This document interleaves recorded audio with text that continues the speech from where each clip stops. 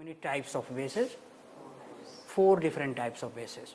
And here itself if I ask you what is the 5th base, what is the 6th base, what is the 7th base? Have you heard of 5th base, 6th base, 7th base? So, we are going to see here what is 5th, 6th and 7th base. So, it is well known that changes will happen in cytosine A, T, G, C. The 4 components are there, 4 bases are there. Out of that, switch it off. Okay, that need password.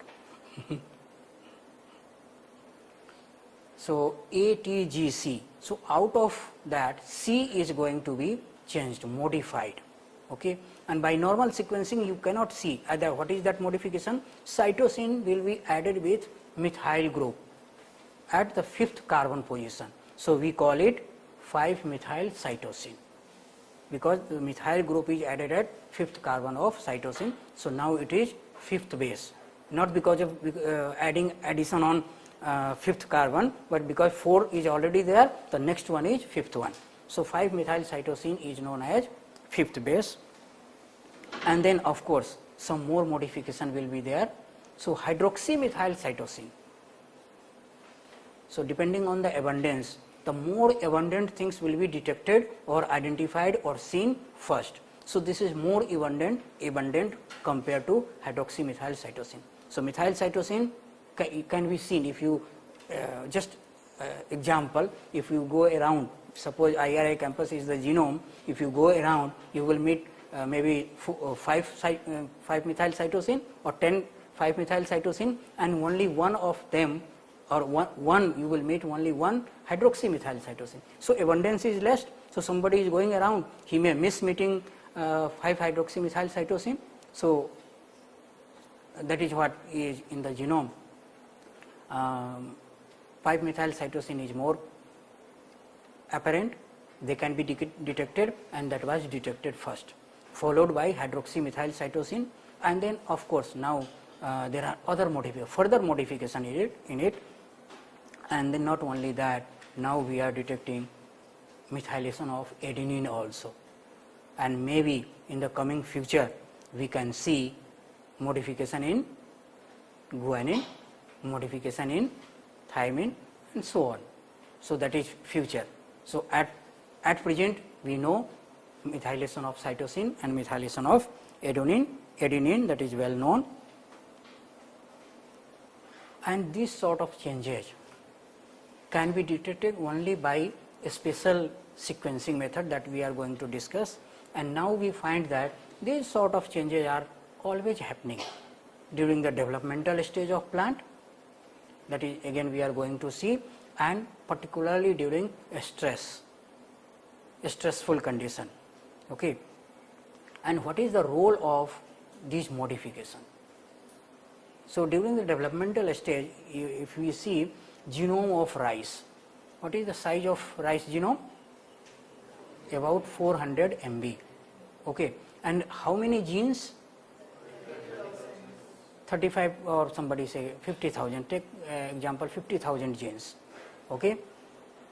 So, you will think that at every stage of life of the plant or rice plant, all the 50,000 genes are expressing in all the tissues, in all the cells? No, it is not happening. That must be known to you. So, what genes to be stopped at which stage, and what genes to start expressing at a particular stage? Say for example, when flowering has to be begin, so that new tissue or new part has to emerge, that flower, and it should have this color or that color, maybe white color, maybe red color, maybe pink color, whatever color may be. So, who is going to decide this flower should be white or that flower should be red in color, pink in color or any other color? Some gene, and that gene has to express. If you consider no expression of that particular gene will give white color, if expression is there then red color. So, somebody has to tell that yes, now we start expressing or you do not express. So, what is that switch? That must be aware to you. There are so many regulatory mechanisms. One of them which was not known earlier, is epigenetic changes. And why we were not knowing? Because we were not able to detect the changes, differentiate between cytosine and methyl cytosine. Okay?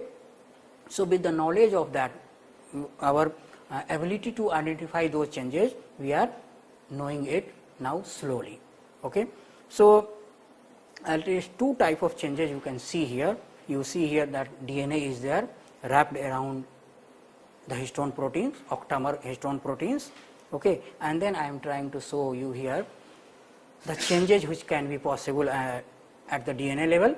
You can see methylation here, methylation of cytosine, only cytosine has been shown. So, this cytosine methyl group has been added and this is methyl cytosine. Okay? And you also know that complementary to it will be guanine. Okay? So, unless you are able to differentiate between whether this is cytosine or methyl cytosine, you cannot say that there is change here. So, that is what we are doing now. We are able to see the difference. That is why epigenetics has come in the picture. Okay? And then you can see the nucleosome structure. These are the histone proteins. Okay? So, you find that histone proteins can be modified, and you know that proteins are made of amino acids. So, there is no exception for histone proteins also. They are also made of amino acids, and there are about 20 standard amino acids, and they are going to be modified. So, out of these 20 amino acids, there are certain amino acids at certain position of polypeptide chain in histone proteins that can be modified very frequently. Say for example, lysine. Lysine can be methylated, acetylated. Others can be arginine, and then other. So, not only methylation and acetylation, phosphorylation may be there. Okay?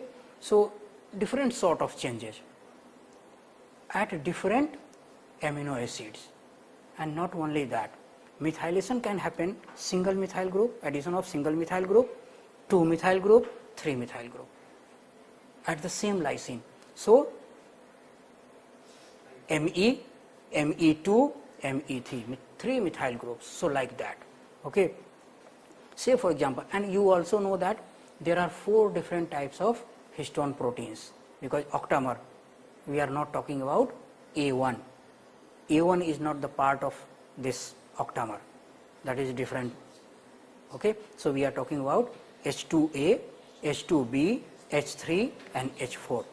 So, this modification may happen at any of these, either H2A, H2B, H3 or H4. So, while naming it, naming the modification, you have to say H3, means histone 3 protein is going to be modified, but where? H3, K stands for abbreviated form of amino acid, K stands for lysine. H3, K, which K? Do you think that in polypeptide chain only one lysine will be there? There may be several. So, you have to count the number. So, say for example, at 9th position one lysine is there, and at 27th position also lysine is there, just for example, and that is actually happening. So, 9th position or maybe 4th position lysine is there, 9th position is there, 24th position. So, you have to mention H3K9, means you are talking about the lysine which is at the 9th position, or you can say H3K27, means the lysine which is at 27th position, not about the 9th position. So, H3K9. Okay. And modification with what? Acetylation or methylation? So, if it is methylation, then you will say H3K9Me. And now again, Me, how many Me? 1, 2 or 3. Say for example, 3 methyl group attached to H3K9Me3. So, now it is complete nomenclature. So, you have to say, so I studied, say for example, I studied modification or the H3K9Me3 associated with early flowering. So, something like that, a statement can be made, means this modification 3 methylation, or you can say H3K9Me, means only one methyl group is added, and that may not be associated with early flowering. If somebody is going to detect only ME is 3K9ME, he may or may not find that it is associated with early flowering or something like that. So that sort of proper nomenclature has to be given. Okay, we were discussing about DNA methylation, and we also discussed that cytosine is going to be methylated. And this picture shows that this is normal cytosine, this is 5-methyl cytosine, and you can see here that this methylation or later we will see demethylation also, removal of methyl group. Okay, so there must be some enzyme which must be involved in this process, and yes, that enzyme is there, DNA methyltransferase enzyme, and it should be aware to you that you must be aware about that for this methyltransferase gene also, enzyme also, some genes should be there. So of course those genes are there in the genome itself, and earlier you might have heard of the junk DNA. Did you hear about junk DNA? Now nobody is talking about junk DNA. What was the junk DNA? Those DNA for which functions were not known. So they were called junk DNA. Now those DNA only known to be coding for small RNAs, siRNA, miRNA, and all these enzymes. So people were trying to find out some enzyme, where is the gene? Okay, this is the gene. So this is no more junk DNA. So one by one, if you go on finding, you will find everything is there doing some function. It's not unnecessarily kept there. Whatever is unnecessary now, they will be thrown out. So now people believe that simply we are not knowing the function, maybe tomorrow or day after tomorrow we are going to know the function, so stop calling it junk DNA. So some function must be there, and then we will know it later. So this is the process of how cytosine is going to be methylated into 5-hydroxymethyl cytosine, and you can see here also SAM, the role of SAM, SAM. You know what is this? S adenosine. This is the methyl group donor, the importance of that. Okay, so without this donor, methylation cannot happen. So you need this donor, either through your food or produced in your body, and that is how it is going to be methylated or affected by the environment, by your food. Okay, more means you are eating something which is producing more SAM, or eating something which is producing less SAM. Okay, and then if we analyze genome-wide analysis of different organisms, maybe from plant system or animal system, then we can find how much of cytosine, we are talking about cytosine, how much of percentage, of course, how much of cytosine is methylated in a given organism. Say for example, if we survey insects, different type of insects, and look at their genome and try to find out how many cytosines or how much cytosine is methylated and how much is not methylated. So in case of insect, you will find that somewhere not at all, no cytosine methylation is there, and somewhere you may find maximum 3% cytosines are methylated. So similarly, if you go and see vertebrates, different vertebrates, then you may find that 2 to 7% cytosines are methylated. So similarly, fish and amphibian, you know what is amphibian, like frogs and other things which can live inside the water, and terrestrial and aquatic both. So they may have up to 10% methylated cytosine, and if you come to the plants, you may find even more than 30% cytosines are methylated. So it appears that methyl cytosine is nothing new. It's already there. We were not knowing, or we were not able to detect it. Okay, so much, more than 30% cytosines are methylated. And then if you correlate with some environmental stress, you will find that, and you can just imagine, under particular environmental stress, some genes, some extra genes have to be start expressing, and some other genes have to be suppressed. Okay, say for example, under drought stress. Under drought stress, all those genes which are involved in more transpiration, they have to be suppressed, and all those genes which are going to help closing, say for example closing the stomata, they have to express so that they can help minimizing stomatal aperture, so that less transpiration or loss of water should be there. So, which gene to start expressing and which gene to suppress, that is governed through methylation or demethylation. We will see little bit later. Okay, let us skip this. Now coming to DNA demethylation. If methylation is happening, and so far whatever cases are known, we can see whenever methylation is happening, not always, most of the times whenever methylation, increase in methylation, hypermethylation, or decrease in methylation, hypomethylation. Hyper and hypo.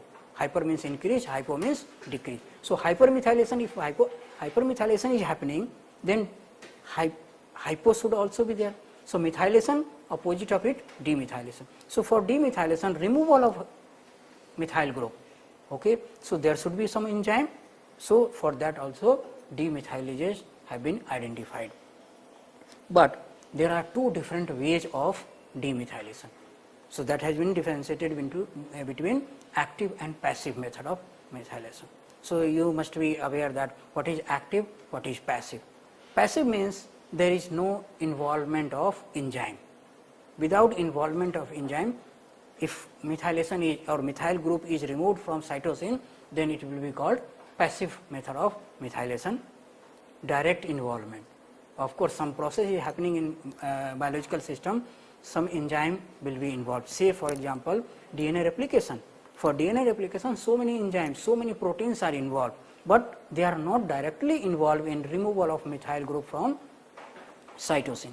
So while replication is happening, complementary to 5-methyl cytosine or normal cytosine, what will come? G will come.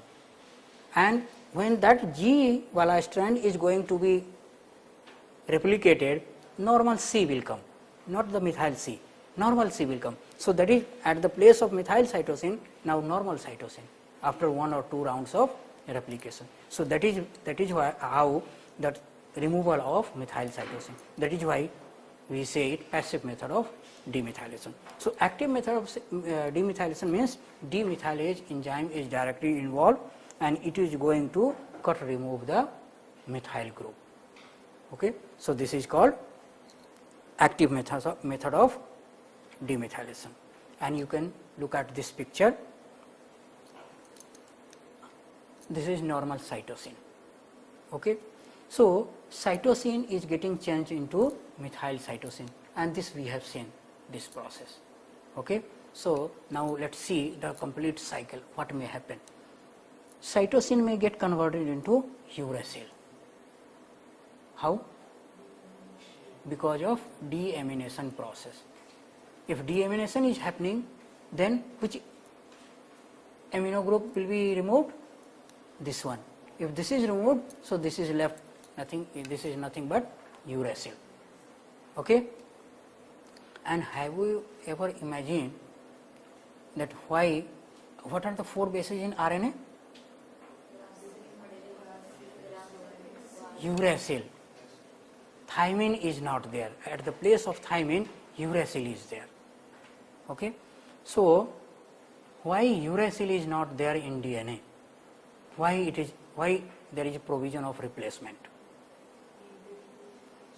Imagine if uracil is there in DNA, what will happen? Have you ever thought about it? I don't need to differentiate. That is we only trying to find out, okay, this is one of the difference. It can be there. If uracil is there in DNA, we will know, no, this is not the basis of differentiation. So that is possible. Because it is not there, we are made a point that yes, this is the basis of differentiation. So that is not the reason. The reason is that, now we will see, this is a normal process, conversion of cytosine into uracil. And if this conversion is happening, immediately DNA is going to identify that some foreign body has come. What is that foreign body? Uracil. Immediately repair it. convert it into cytosine. Okay. So, mechanism is there. Presence of uracil in DNA means something wrong, some foreign body, or not body but foreign base, which should not be there. So, it has to be repaired. Repair mechanism is there. Just imagine if uracil is there in DNA, cytosine is also there, uracil is also there. Then what will happen? DNA will not be able to identify which one is the foreign. This is my own and that is the foreign. So, one day will come, all the cytosine will get converted into uracil. So, this repair mechanism will not be able to identify which one is the foreign uracil. That is why uracil is not there in the DNA, and whenever it appears, immediately repair back to cytosine. So, that is how cytosine is maintained. Otherwise, after 10 years, 100 years, 1000 years or 1,000,000 years, cytosine will disappear from the DNA, and the 4 bases in DNA would have been A, T, G, U, not C. So, that is why uracil has been kept away from DNA. Then why it is?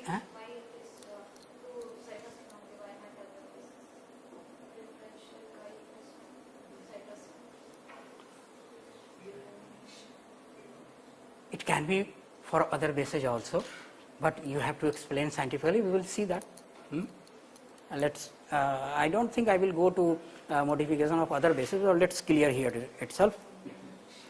Say for example, I said in the beginning, adenine is also going to be methylated. Okay, so demethylation process is there. Methylation, demethylation. If this is happening, no problem.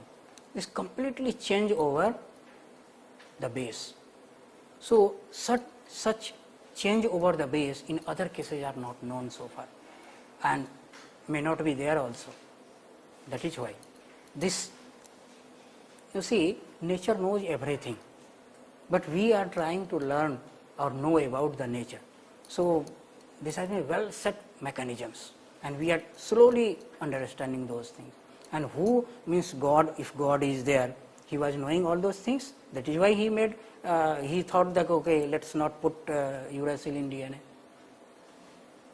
If God is there, if God is not there, then who else?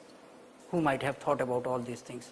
But if God is not there, you can say that everything was there. So only those could survive, which was the fittest one. See that theory is very what to say, means the Darwin should be praised like God. Survival of the fittest, you cannot deny from it. You see in the today's perspective also, only those will survive who is the fittest. Means in your surrounding, so many students are there. In coaching class you go, so many students are there, and they all compete, and only 1, 2 or how many posts are there, only those are getting post, others out. And not only studies, other things are also coming in between.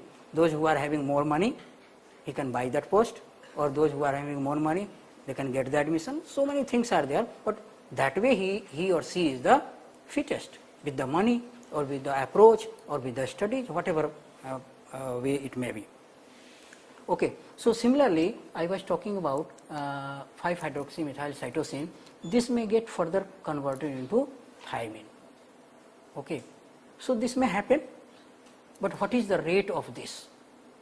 Okay. And then we have seen that if you are going to promote this one by taking some means by provoking this process in living, in the way of living some environment where this enzyme is more active, or eating some food where this activity is more, then what will happen? Your gene is going to be changed. So this cytosine is going to be converted into thymine, and that is how you may have different diseases like cancer. So that may be one of the reason. So your gene is getting changed, not properly expressing or doing some other function. So what is cancer? So control over the cycle of cell division is lost. So the gene which was controlling on cell replication, that is no more functional. So that is what cancer. So that may be because of this region or maybe some other region also. So one of the reason may be the epigenetic changes. Okay. So we will go ahead. Now coming to histone modifications. So like enzymes are involved in modification of DNA base. So here also some enzymes are there which will methylate lysine, and there are enzymes which can remove the methyl group from lysine. So methylases and demethylases are there in case of histone proteins also. Okay. And I have already explained that lysine may be methylated, it may be acetylated, and there are different effects. Methylation may have one sort of effect, and demethylation, acetylation may have another effect, and reverse of it means methylation may have one effect, demethylation relieving from that effect. Okay. So most of the time what we find, if histone is getting methylated, then gene expression will be suppressed, but not always. Okay. Most of the time suppression. If acetylation is happening, gene expression will increase. Now let me correlate between the changes happening at the level of histone modification and DNA modification. Why this is happening? DNA is getting methylated, histone is getting methylated. So what is the reason behind suppression of the gene, less expression of the gene?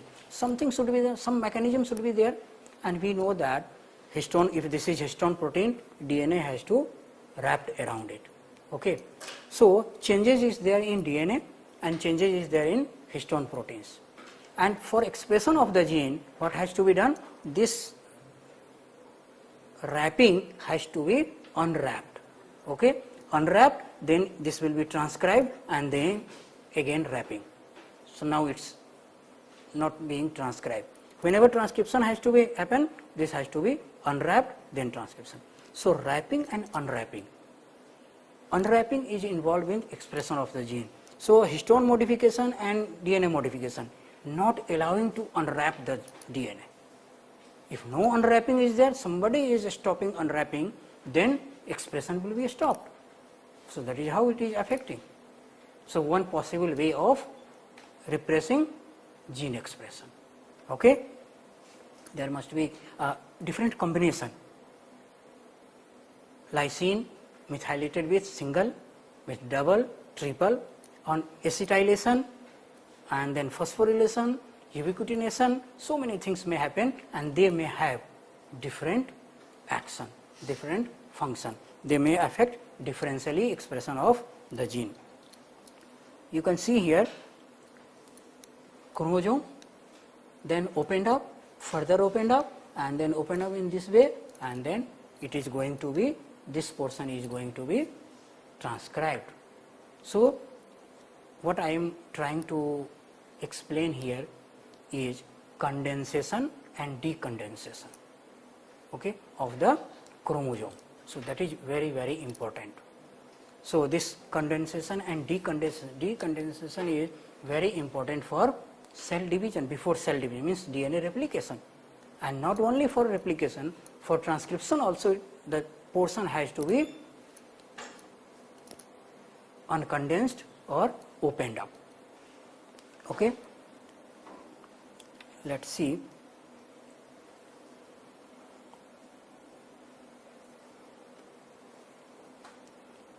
There are certain other proteins.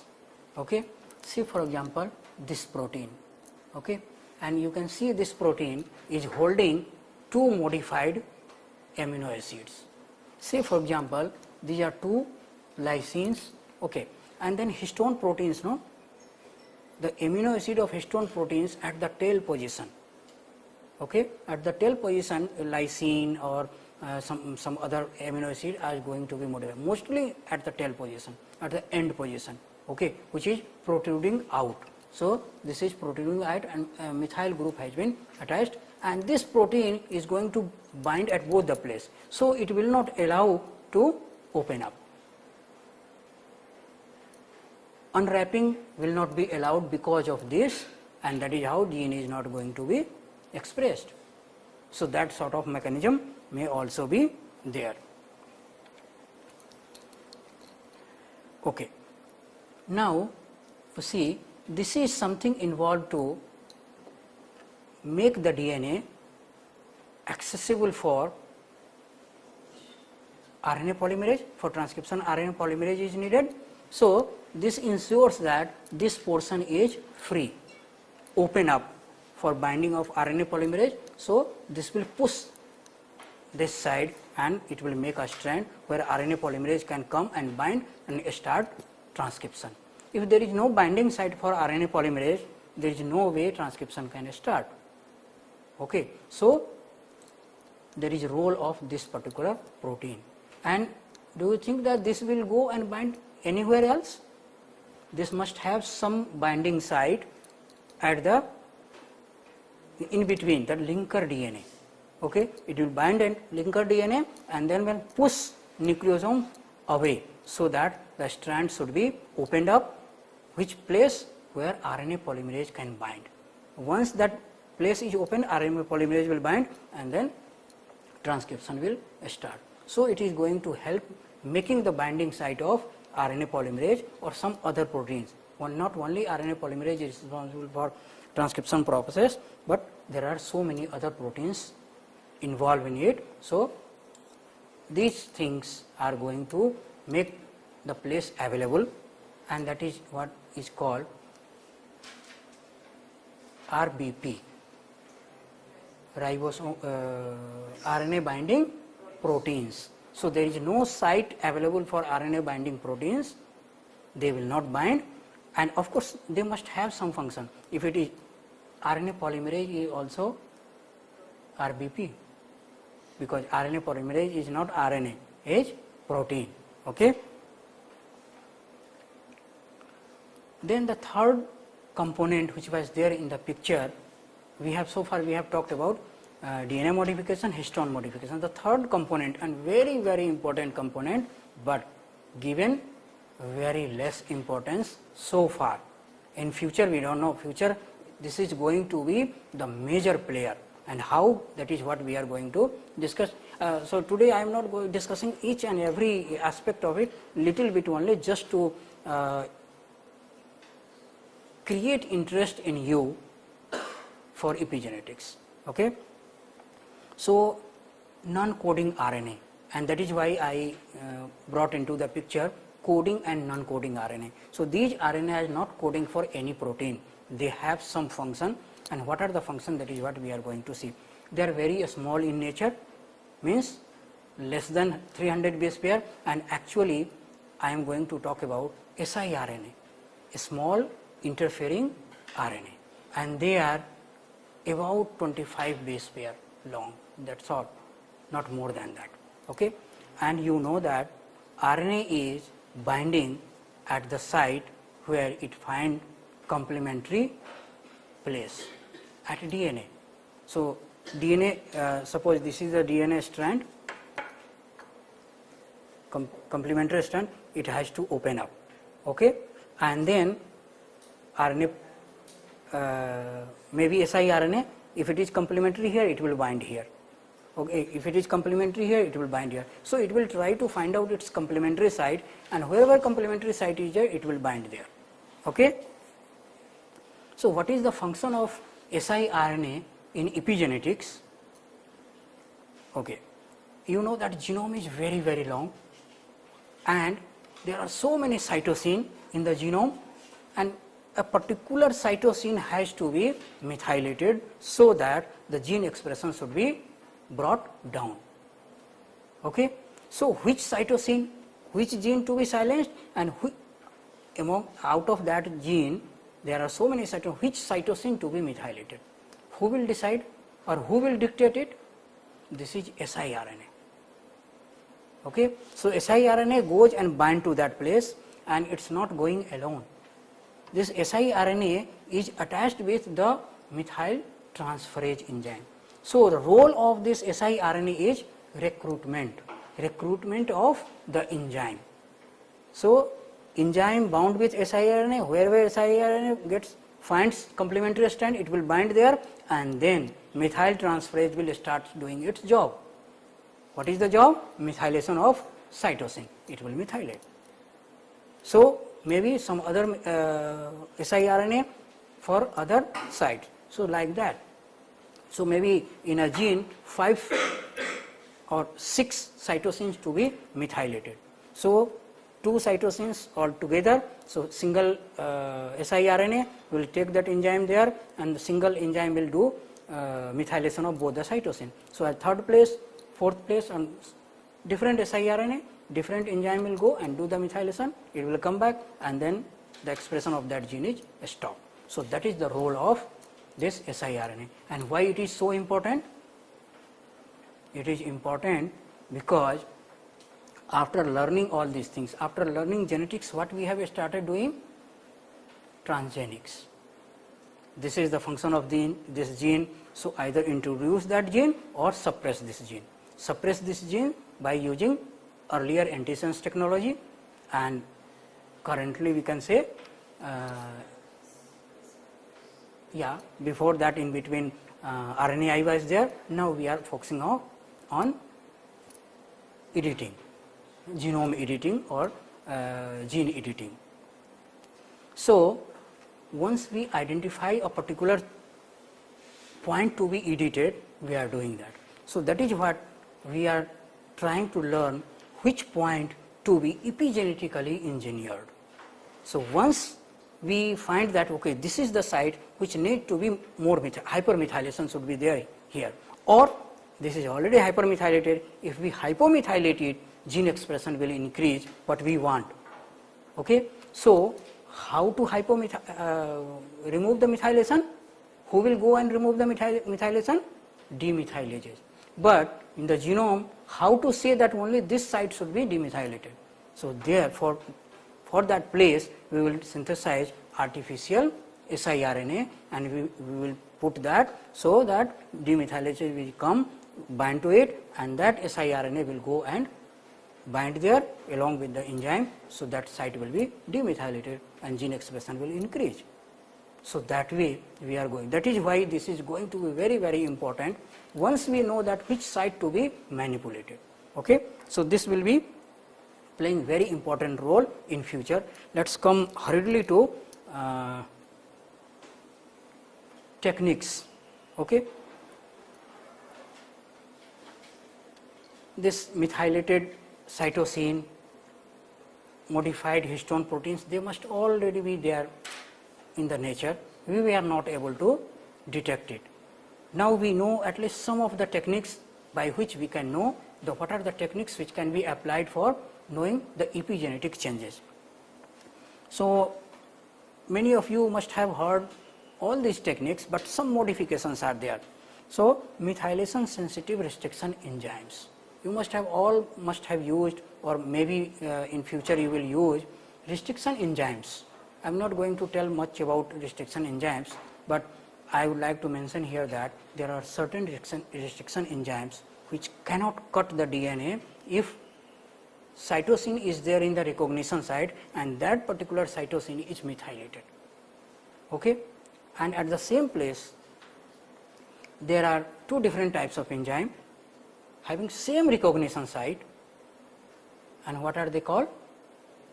Isoschizomers. Okay? And what is the difference? One can cut even if cytosine is methylated, another cannot cut. So, which cannot cut is called methylation sensitive, and which can cut, whether it is methylated or not methylated, that is methylation insensitive. So, we use that one. Okay? You take two samples and use methylation sensitive enzyme and methylation insensitive enzyme. You find that this is restricted, this is not restricted, means cytosine at the recognition site is methylated. Obvious, isn't it?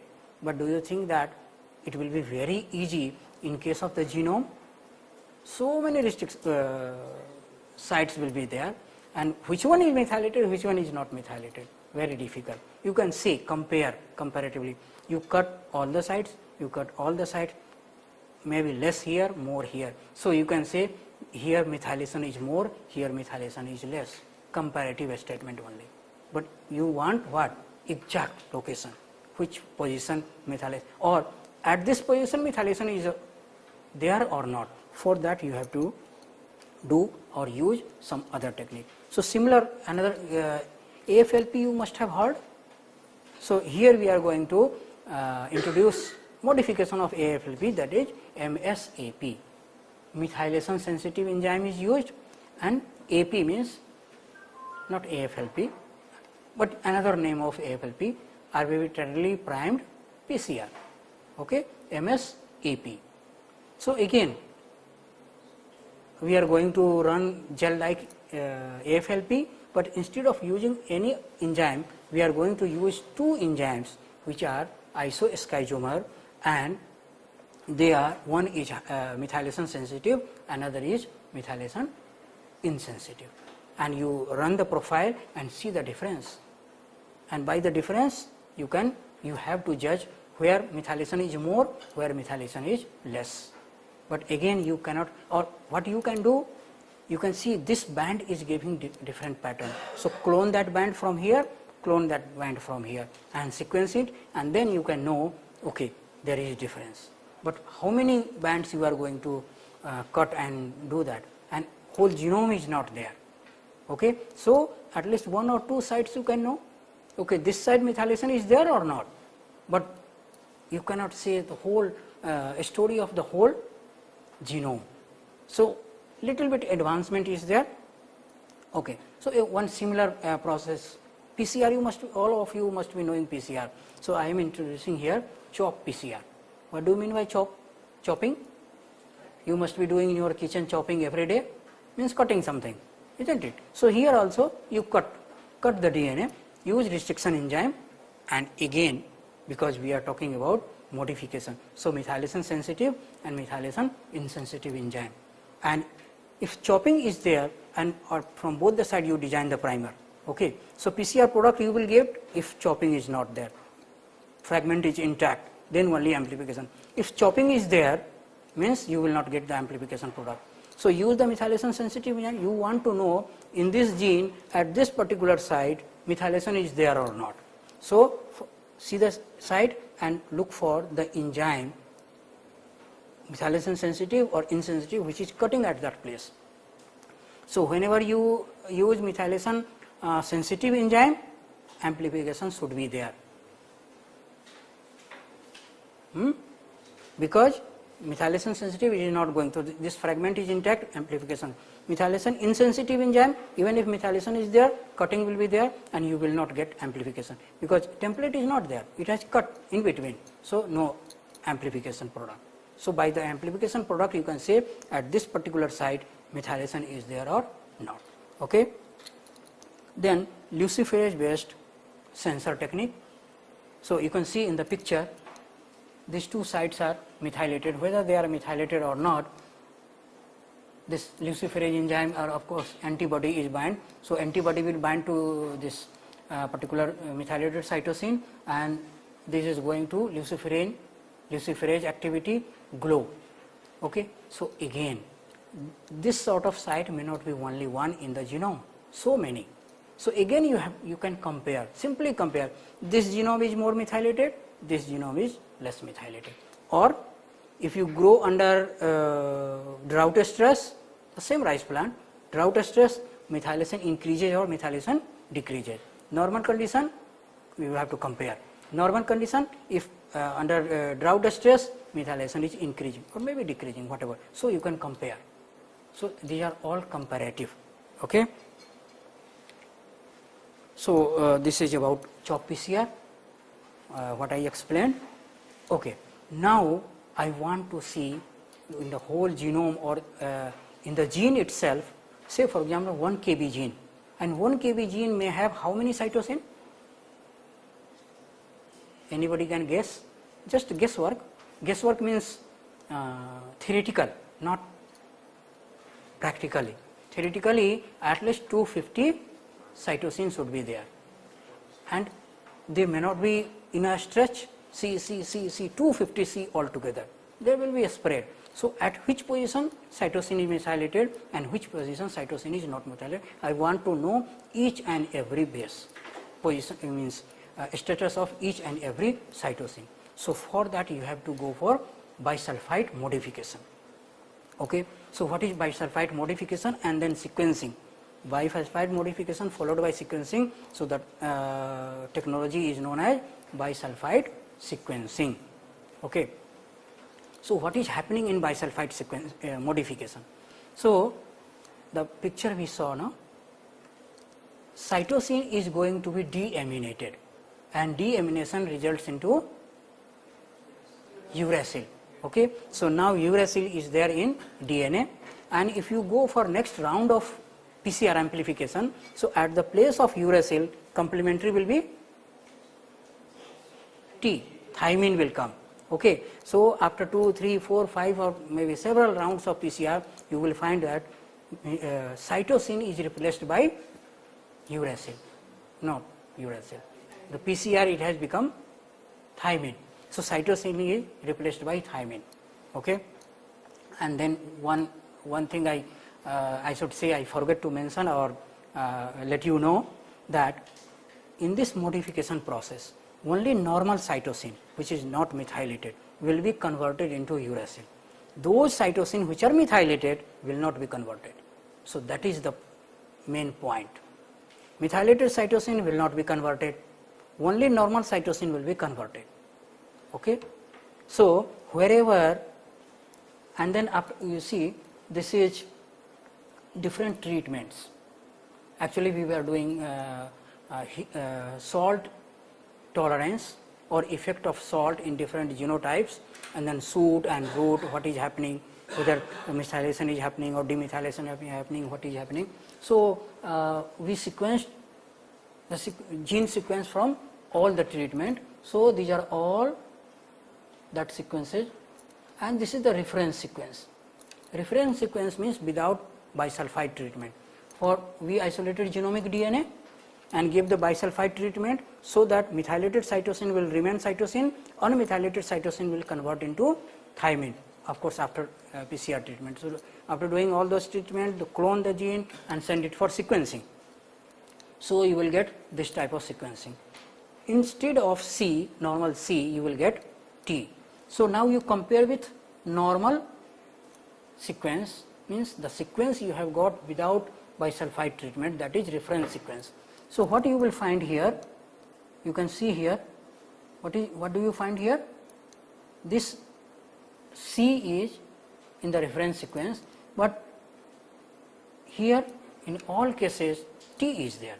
In the place of C, all T is there. Now you identify this T is was not actually T, this was normal C. That is how it is got converted into uracil, and uracil, at the place of uracil T has come. So, this will be identified, this C will be identified as unmethylated cytosine, and some C you can see this C in reference C and always C, means this particular C is methylated C. So, that is how you can find out, okay, which C was methylated and which C was not methylated. So, one more very important point is there, context of C. What is the context of C? And here I would like to introduce another term or another symbol, that is H. H stands for, in DNA, H stands for what?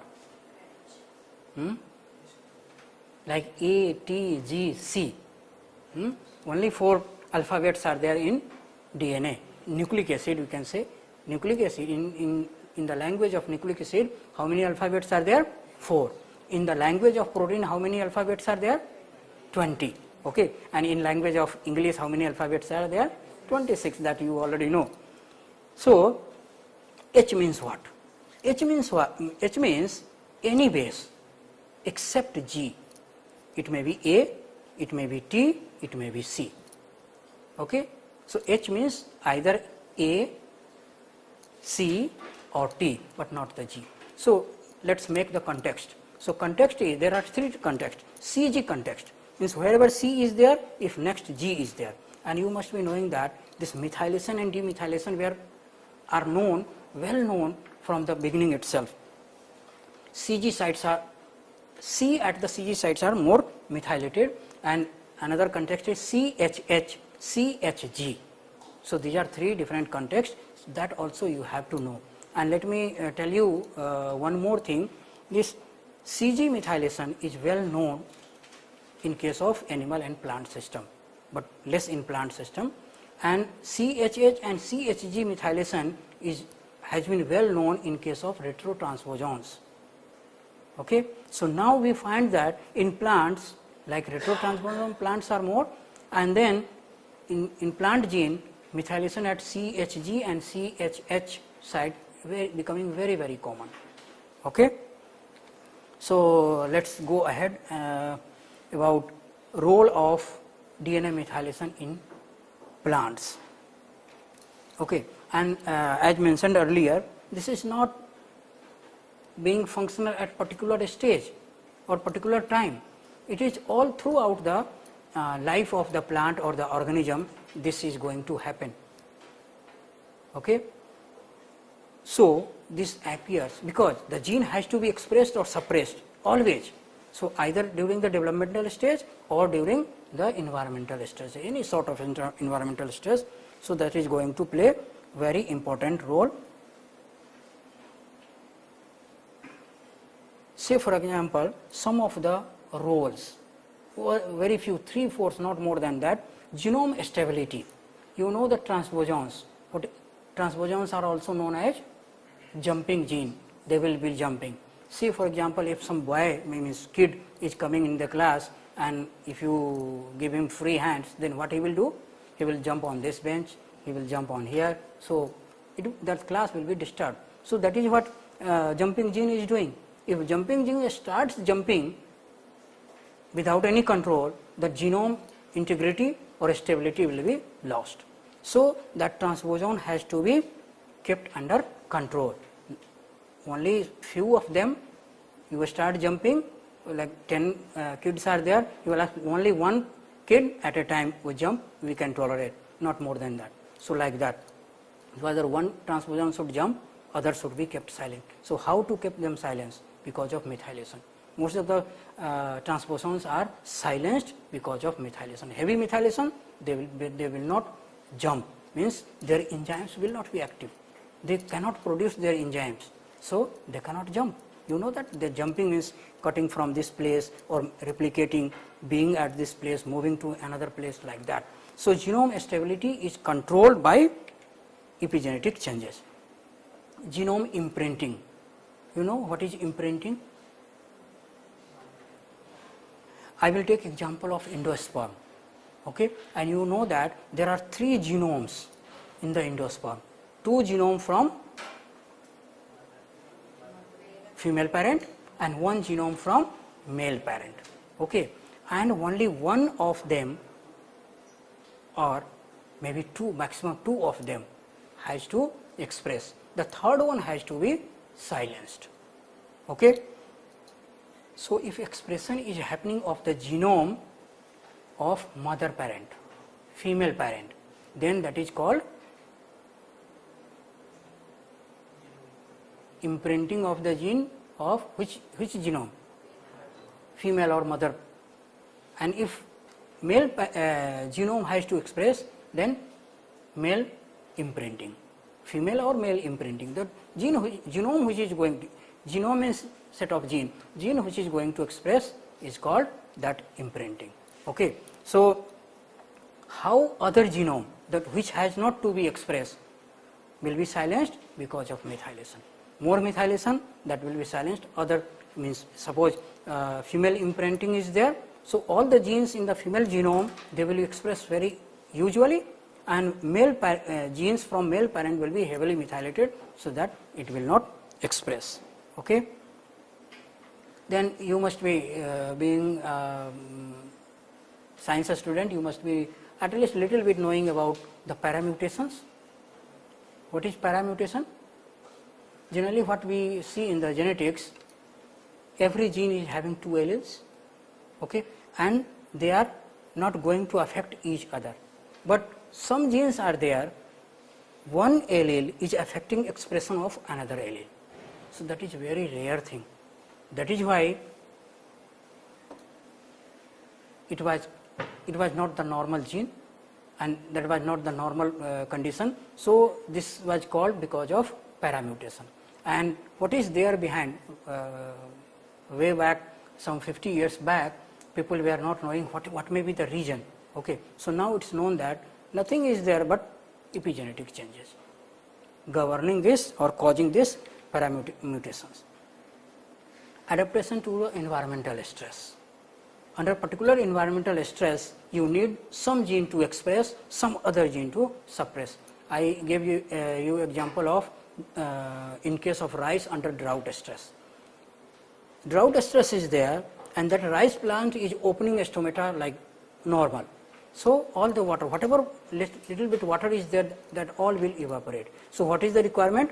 Closing of the stomata to the maximum, so that minimal evaporation, transpiration should be there. So, wherever this is possible, that plant will survive, others will die. So, that is adaptation, and you will find that adaptation is happening for millions and billions of years ago. That is why we have been something else, then we became ape, then chimpanzee, and now today we are human being, because of evolution. That evolution process was there. So, during all the evolution process, epigenetic changes or epigenetics has played major role.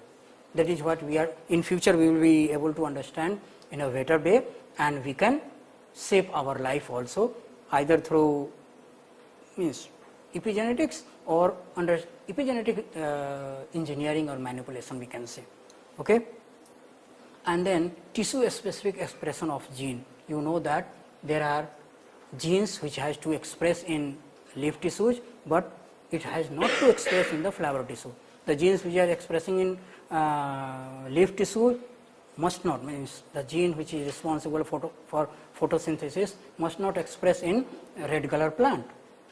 So, tissue specific expression of gene, which gene to express, which gene not to express, not only tissue specific expression, but developmental stage specific expression also.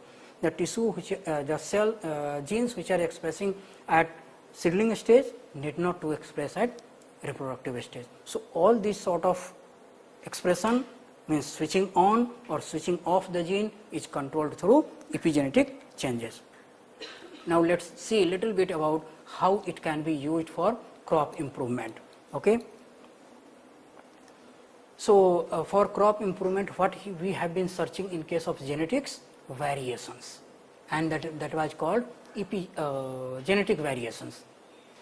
We were mentioning that this particular crop, pulse crop, is not having much variation, and that is well known for pulse crop, very less variation is there. If you go in terms of epigenetic variation, lots of variation can be seen, and based on the epigenetic variation, now we can shift to looking at the epigenetic variation and selecting the parents for crossing or whatever requirement is there. So, we have another dimension, got another dimension on looking at the variability, that is epigenetic variation, and using that for improvement program.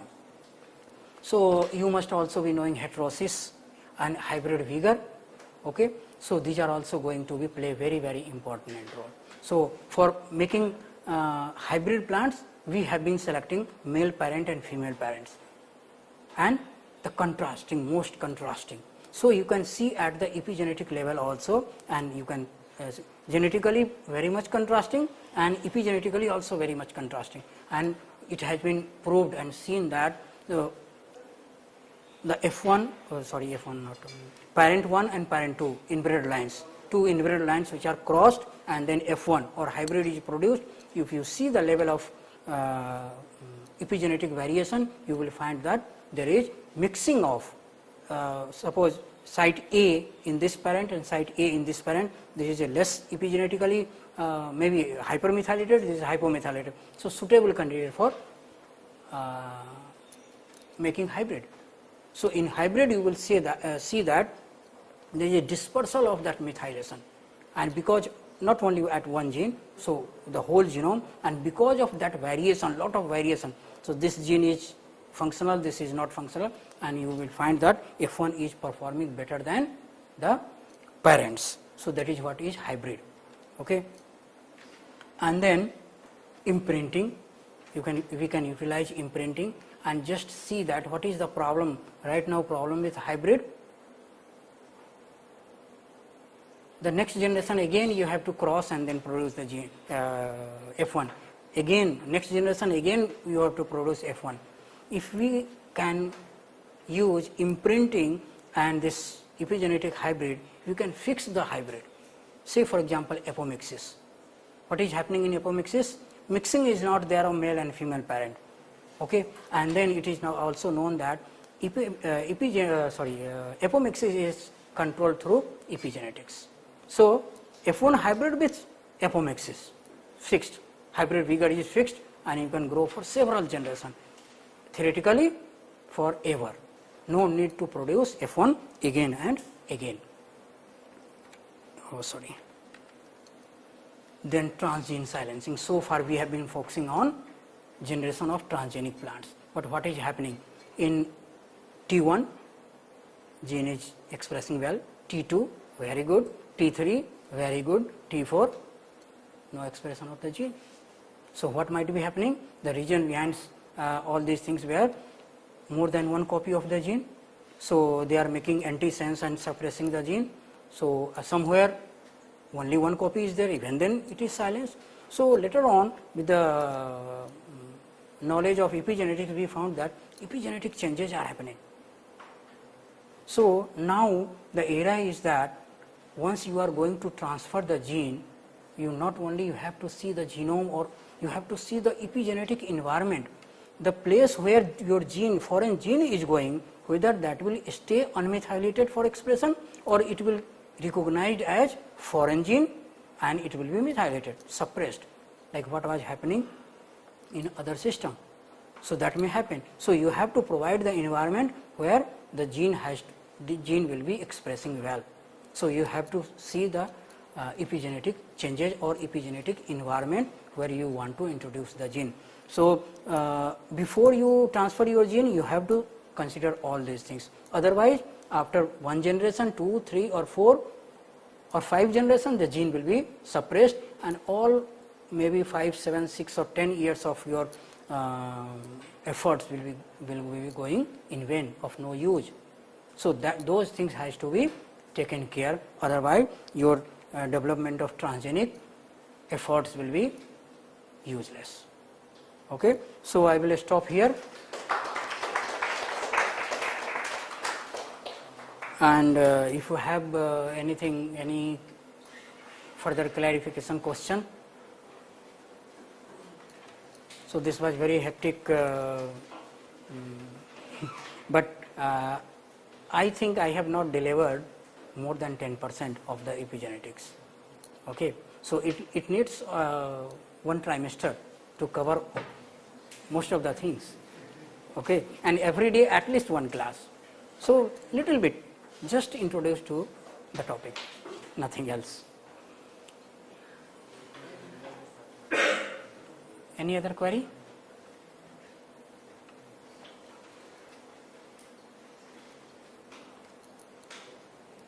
So, is there any information which base evolved first, non-ATGC? See, you are from BCKV. Do you study in some course, whether do you study RNA world? So, I used to teach RNA world, and there I used to teach which came first, murgi ya anda. It is very difficult to define, no, which came first. So, similarly, which came first, DNA or RNA, and there we used to teach how these things might have evolved. So, which base came first, very difficult to say, because the beginning was not that, that is hypothesis, different hypothesis has been put forward. So, this was RNA world.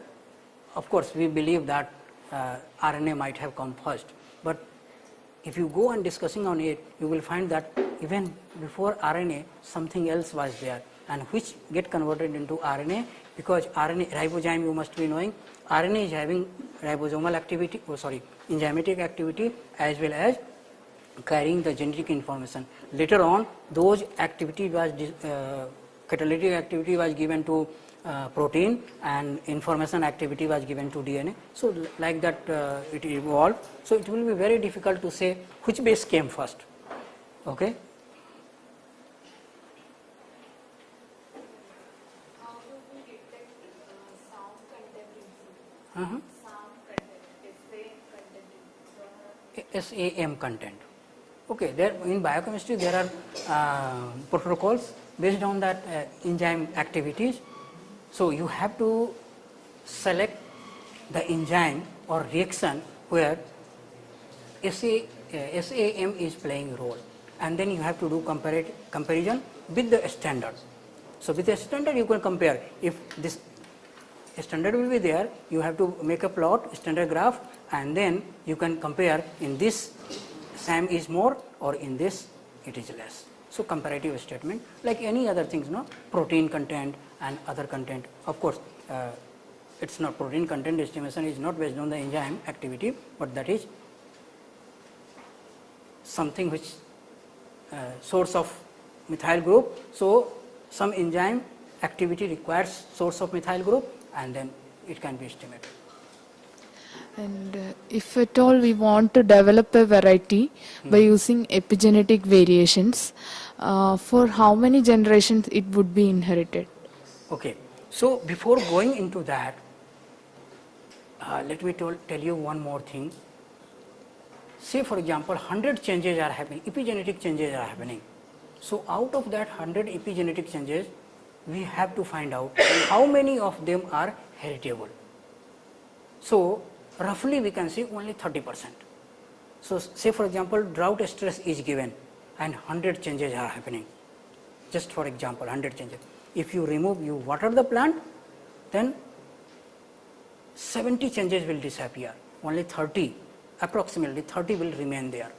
Okay, and that will be transferred to the next generation, and that will serve as epigenetic memory.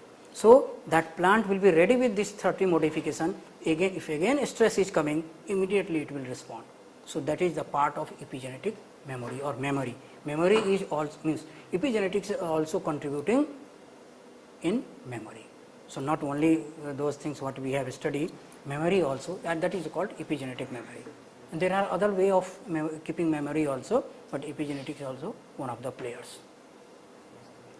So we have to find out those changes, not going with all the 100. So 100 is going to immediately after removing the stress. What's about going to the next generation? So first you have to find out what are those changes which can be heritable, and with those only you will go for variety development, not Thank you, with others. Sir, is there any relationship between epigenetic changes with self-incompatibility or male sterility in plants? Is there any studies? Yeah, maybe you have to study. I have not gone through the literature particularly on these topics, because everybody is having its his or her own area of interest, and we will be focusing on that. So most of the focus, my focus has been on abiotic stress, not even biotic stress, and your area is something different, so I have not seen literature on that. So if little bit people have lot of studies are going on, somebody might have started working on it, not yet published, or might be one or two paper might be published also. You have to search and then you can find out, but role of course it will be there, and if you want you can study. So what we are doing right now, we are doing epigenomic studies in rice, of course, with two huge externally funded project, and there are two different aspects. One is phosphorus use efficiency and another is drought stress. So we are doing epigenomic studies, changes at the level of DNA, at the level of histone proteins, and as well as at the level of small RNA. So all these studies are going on, and then we will find something. Certainly we are going to find something, but what is that something? That is what we are looking for. In your case, the same thing. If I say each and every trait is directly, indirectly, a little bit or more epigenetic control. So, something will be there. Based on what technique you are going to use, you will get the results. Say for example, genome level changes like luciferase technique. If you see, you will find so little variation that you cannot differentiate. If you go for bisulfite sequencing, you can say yes, difference is context wise. Level wise no difference, but context wise yes, difference is there. So, what technique you are going to use for that study, that is going to tell you more and more, or more information or less information. So, that again based on the funds, money available with you, because all these things are very, very costly. Okay. Okay, thank you, sir. Sir, any study in identifying methylation hotspots in the genome? Methylation hotspots in the genome? Yeah. So, that is what, if we go for whole genome bisulfite sequencing, the whole genome will be, that is what we are doing. Whole genome will be level, and then what you are going to try to see, and you will see that, of course, this is now basic knowledge, that you can differentiate between, you must be knowing euchromatin and heterochromatin. So, how they are different? Euchromatin means they are regularly, genes are there which are regularly expressed. Heterochromatin means never expressed. Why? Because of lots of methylation. They are not opened up. So much methylation is there, and histone modification, they are bound, they cannot be separated. The condensation and unbinding, so they cannot express, and then that sort of hot spot you will find. So, those things can be known by whole genome bisulfite sequencing, and then you can correlate with heterochromatin, and then my gene is not expressing. Maybe whenever we do not transgenic, so your gene is getting inserted into the heterochromatic region, so they will never express, because that region is not going to be opened up and no transcription. So, that may also happen. So, those things can be, if your gene is silenced, means earlier it was not methylated, now lot of methylation is there, that is why no transcription is happening. So, those things can be identified. Thank you. Sir, you said that the epigenetic change is due to the environment effect. Means the change in the environment only, the changes in the phenotype without changing the DNA sequence. But for a breeder, we need heritable change without that influence the environment change. Then how you say that is useful for the crop improvement?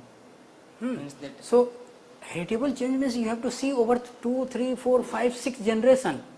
So, that is still there. So, if you do sequencing of a gene, and out of 100 cytosine, you find that in first generation 30 cytosines are methylated. You have to identify which one by number wise. In second generation only maybe 7, and next generation maybe 5, but next generation 5, next generation 5, means these 5s are stable, others are changing. So, you will go with those 5 changes if you can utilize them. Okay. So, you have to look for heritability, several changes, and which should be heritable, not after 2 generations that will disappear, because something is disappearing when drought is there, changes is there. As soon as you water the plant, that change has gone. So, you will not rely, or you will not go ahead with those changes. You have to see the heritability, because you are going to deal with heritability, because you want to develop a plant which should produce more and more yield for several generations, not only in the next like hybrid. Next generation it should perform well, and then what happens in the second and third generation, you are not bothered. So, that we do not want. Or if your objective is on next generation only, it should be there, and then it should disappear, then that is the best candidate for you. Sir, that stable heritable change, after some generation you want only 5 cytosines will change. That is irrespective of the environment or what? So, that is what you have to see, because you want to develop a variety for what? The country level variety, which should be grown all over the country, different environmental condition, or you want this variety should be grown only in the Tamil Nadu or nowhere else. Then you can go ahead with that. So, in that particular environment it should be stable, and at low temperature, maybe at Himachal Pradesh, that should disappear. Then you can go ahead, depending on your interest. Your interest may be anything. So you have to look at your interest and you have to see that this may be suitable or this may not be suitable. So look for something else. So depending on your requirement, depending on your objective, experiment you have to plan. So is there any significance of paramutation in crop improvement? Grafting, Paramutation in crop improvement. crop improvement, why not? How? So you see what is paramutation. If we little bit go B1 gene and there are two alleles of it, what is happening in that? One is methylated, another is not methylated, and if you look deep into the paramutation, you will find that mutagenic or active and inactive forms are there. So active form is going to affect expression of inactive genes. Okay, so you have to find out, because of this you find something which by increasing or decreasing methylation, if you can affect expression of this gene, and if that suits to your area of interest or trait of interest, we have to wait till we can increase methylation on it, isn't it? So we have to manipulate to increase methylation on a particular allele so that it will affect expression of this particular allele. So you have to wait, and then first you have to identify which and how to methylate it so that expression of this can be manipulated. Okay? So may not be right now, maybe in future. That is why I said whatever you have studied about genome editing, some of the lecture, so this is going to help us. If we are going to manipulate methylation, we have to take help of gene editing, and there also you find that guide RNA is there. So that guide RNA, what will be the guide RNA in our case? A small RNA, siRNA will act as guide RNA, and then that will be disarmed. Means siRNA, and that what was that Cas protein, we will replace this Cas protein with methyltransferase or demethylases. Okay, siRNA sitting on the this demethylase or methylase enzyme sitting on the siRNA. So siRNA will go and bind somewhere, and this will do methylation or demethylation. So this technique can be used in future. First we have to identify which place to, means again which place is heritable, or methylation of which place is heritable. That only we require to manipulate, no, not anywhere else. So maybe 2, 3, 4, 5 generation you see that yes, it is always methylated and associated with our gene of interest. You methylate anything which is heritable, not associated with your gene of, means trait of interest, then what is the use? So you have to see that, correlate all the things, and then apply some technology. What is that? Genome editing technology. Thank you, sir. If I locate the phi loci, EP loci, and transfer to the any cultivated variety, is that phi loci earlier in that variety is behave normal in the next variety? Is it behave normally? Because we are transferring only the methylated regions, not the machinery which is going to methylate that region. We are transferring the loci which is already methylated. So is it behave, is it makes that next variety as tolerant? So in that case, you are going to just transfer segment of DNA. Whether it will be stay methylated or not, that will be decided by the epigenetic environment of that genome. If those genes are not there and those are not recognized, then it will disappear. That is what I said. You don't only need to transfer the DNA or gene. You have to look at the environment where this gene is going. Say for example, what we have been doing, we have been transferring the gene to this, and here environment is so bad that whenever this will come, this will methylate it, and methylation means it will not express. Or you want methylated one to be transferred. Methylated one has gone there, and here demethylase will come and remove all the methylation. So that is normal DNA. You have to look at the environment. The wherever genome, in which genome you are going to put, everything should be there. And then of course methylase, demethylase will be there, but whether that site is specifically recognized to remove or add that should also be there.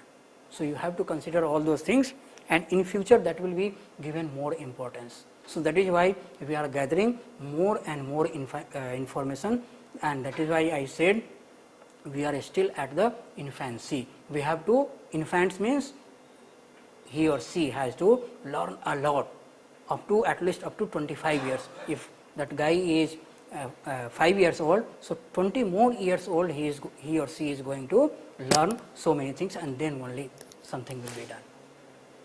Okay, so anything else?